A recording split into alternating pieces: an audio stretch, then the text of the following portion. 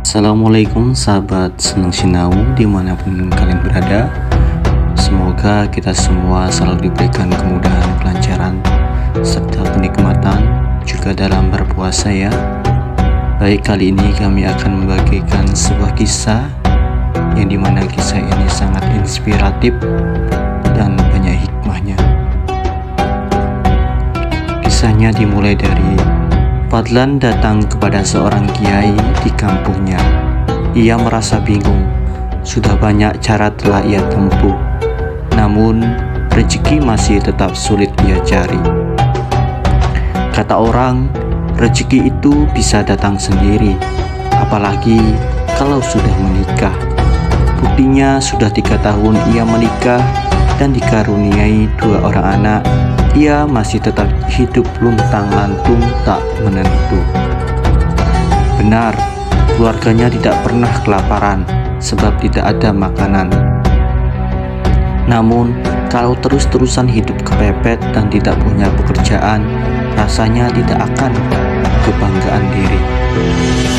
Kemudian ia pun datang kepada Kiai Ahmad untuk minta sumbang saran, kalau boleh sekaligus meminta doa dan pekerjaan darinya. Terus terang, ia sendiri kagum dengan sosok Kiai Ahmad yang amat bersahaja. Tidak banyak yang ia kerjakan, namun dengan anak 9 orang, sepertinya mustahil bila ia tidak pusing memikirkan nafkah keluarganya. Tapi nyatanya, sampai sekarang Kiai Ahmad tetap sumringah di mata Fadlan. Tidak pernah ia lihat Kiai Ahmad bermuka muram seperti dirinya. Makanya hari itu Fadlan untuk meminta nasihat Kiai tersebut. Hidup ini adalah adegan, kita hanya wayang, sementara dalangnya adalah Gusti Allah. Jadi manusia itu hidup karena disuruh manggung oleh dalangnya. Kiai Ahmad membuka penjelasan dengan sebuah ilustrasi ringan. Gak mungkin, kalau wayang itu manggung sendiri, pasti ia dimainkan oleh dalang. Sementara selama di panggung, pasti dalang akan memperhatikan nasib wayang itu. Begitu juga manusia, gak mungkin dia hidup di dunia tanpa diperhatikan segala kebutuhannya oleh Gusti Allah. Sudah paham belum kamu, Fadlan? Kiai Ahmad mengakhiri penjelasannya dengan sebuah pertanyaan. Tapi Pak Yai, kalau Gusti Allah benar menjamin hidup hambanya, kenapa hidup saya seperti sia-sia begini ya? Nyari nafkah saja kok susah. Fadlan menyampaikan keluhannya. Oh, itu karena kamu belum datang kepada Gusti Allah. Kalau kamu datang kepada Gusti Allah, hidupmu gak bakal sia-sia. Kiai Ahmad menambahkan. Fadlan belum mengerti betul apa maksud sebenarnya dari kata datang kepada Allah. Ia pun menanyakan gambaran konkret tentang hal itu kepada Kiai Ahmad. Dengan santai Kiai Ahmad menjelaskan, Fadlan, semua masalah di dunia ini bakal selesai asal kita datang kepada Allah. Banyak di dunia ini orang yang bermasalah, punya hutang segunung, rezeki sulit, ditimpa berbagai macam penyakit, kemiskinan, kelaparan, dan lain-lain.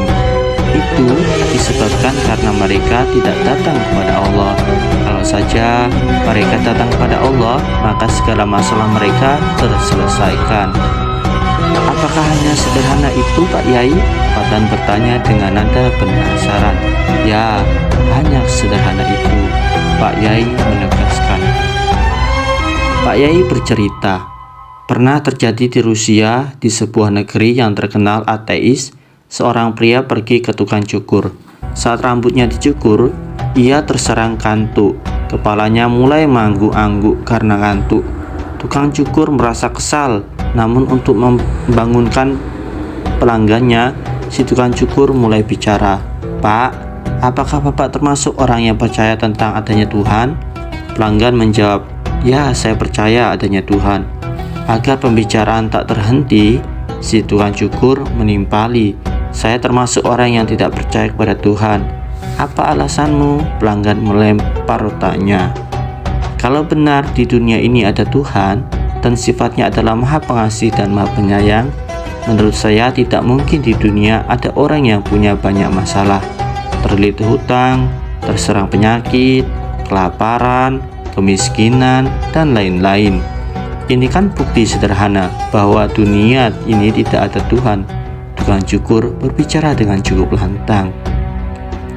Kemudian si pelanggan terdiam. Dalam hati ia berpikir keras mencari jawaban. Namun sayang, sampai cukuran selesai pun ia tetap tidak menemukan jawaban. Maka pembicaraan pun terhenti. Sementara si tukang cukur tersenyum sinis, seolah ia telah memenangkan perdebatan. Akhirnya saat cukuran itu selesai, si pelanggan bangkit dari kursi dan ia berikan ongkos yang cukup atas jasa cukuran. Tak lupa ia berterima kasih dan pamit untuk meninggalkan tempat. Namun dalam langkahnya, ia masih tetap mencari jawaban atas perdebatan kecil yang baru ia jalani. Kemudian saat berdiri di depan pintu barbershop, ia tarik tungkai pintu kemudian hendak melangkahkan kakinya keluar. Saat itu Allah Subhanahu wa Ta'ala mengirimkan jawaban padanya. Matanya tertumbuk pada seorang pria gila yang berparas aut-autan, rambut panjang tak terurus, janggut lebat berantakan.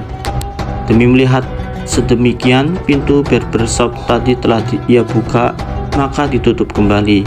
Ia pun datang lagi kepada tukang cukur dan berkata, "Pak, menurut saya yang tidak ada di dunia ini adalah tukang cukur."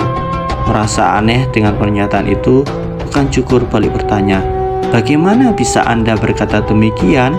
Padahal baru saja rambut Anda saya pangkas." "Begini Pak, di jalan saya dapati ada orang yang kurang waras.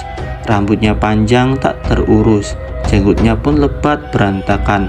Kalau benar di dunia ini ada tukang cukur, rasanya tidak mungkin ada pria yang berperawakan seperti itu." Si pelanggan menyampaikan penjelasannya. Tukang cukur tersenyum sejenak, kemudian dengan enteng ia berkata, "Pak, bukan tukang cukur yang tidak ada di dunia ini. Masalah sebenarnya adalah pria gila yang Anda ceritakan tidak mau hadir dan datang ke sini, ke tempat saya. Andai datang, maka rambut dan janggutnya akan saya rapikan sehingga ia tidak berpawakan sedemikian." Tiba-tiba si pelanggan meletekkan suara. "Nah, itu dia jawabannya. Rupanya Anda juga telah menemukan jawaban dari pertanyaan yang Anda lontarkan. Apa maksudmu?" Si tukang cukur tidak mengerti dengan pernyataan pelanggannya. "Anda kan bilang bahwa di dunia ini banyak manusia yang punya masalah. Kalau saja mereka datang kepada Tuhan, pastilah masalah mereka akan terselesaikan.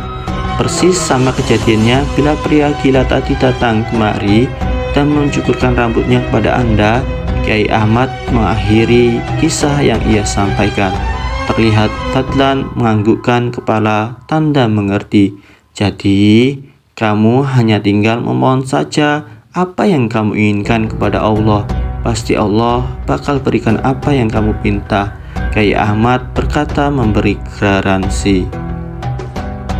Fadlan sudah mulai yakin, tapi ia masih mengejar dengan satu pertanyaan. "Pak Yai, saya sudah niat untuk datang dan semakin mengakrabkan diri kepada Allah. Tapi bagaimana caranya ya Pak Yai, agar saya bisa memohon nafkah yang cukup kepada Allah?" Kemudian Pak Yai membacakan ayat dalam Al-Quran, yang dimana ayat itu artinya adalah, "Katakanlah, wahai Tuhan yang mempunyai kerajaan, Engkau memberikan kerajaan kepada orang yang Engkau kehendaki, dan Engkau cabut kerajaan dari orang yang Engkau kehendaki.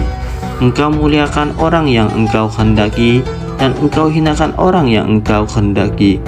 Di tangan Engkaulah segala kebajikan. Sesungguhnya Engkau Maha Kuasa atas segala sesuatu. Engkau masukkan malam ke dalam siang, dan Engkau masukkan siang ke dalam malam. Engkau keluarkan yang hidup dari yang mati, dan Engkau keluarkan yang mati dari yang hidup. Dan Engkau beri rezeki siapa yang Engkau kehendaki tanpa hisab atau batas." Quran Surat Al-Imran ayat 26-27. Bacalah ayat itu sesering mungkin dan berbanyak doa mohon nafkah serta rezeki yang halal dari Allah Subhanahu wa Ta'ala. Kemudian yakinlah bahwa Allah Subhanahu wa Ta'ala akan senantiasa menjamin penghidupanmu dan keluarga. Kiai Ahmad mengakhiri pembicaraan dengan memberi pesan.